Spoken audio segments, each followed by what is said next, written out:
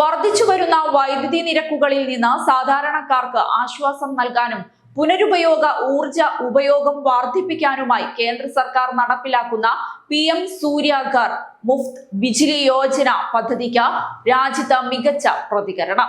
1 കോടി വീടുകളെ ലക്ഷ്യമിട്ട് ആരംഭിച്ച പദ്ധതിയിലൂടെ ഇതിനകം 26 ലക്ഷത്തിലധികം കുടുംബങ്ങൾ റൂഫ് ടോപ്പ് സോളാർ സംവിധാനങ്ങളിലേക്ക് മാറിയതായി കേന്ദ്ര സർക്കാർ അറിയിച്ചു.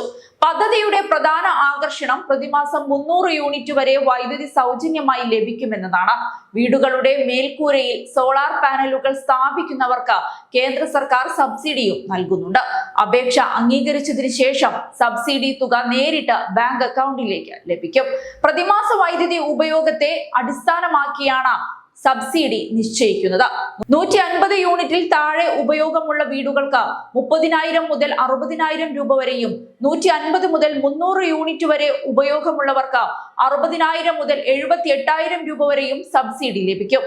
300 യൂണിറ്റിന് മുകളിൽ ഉപയോഗമുള്ള വീടുകൾക്കും പരമാവധി 78,000 രൂപ വരെ സഹായം ലഭ്യമാണ്.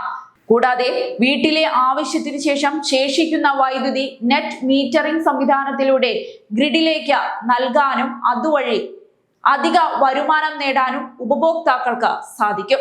സോളാർ സ്ഥാപിക്കാനുള്ള ചിലവ് വഹിക്കാൻ ബുദ്ധിമുട്ടുള്ളവർക്ക് 3 കിലോ വാട്ട് വരെ ശേഷിയുള്ള സംവിധാനങ്ങൾക്കായി കുറഞ്ഞ പലിശ നിരക്കിൽ ബാങ്ക് വായ്പകളും ലഭ്യമാക്കിയിട്ടുണ്ട്.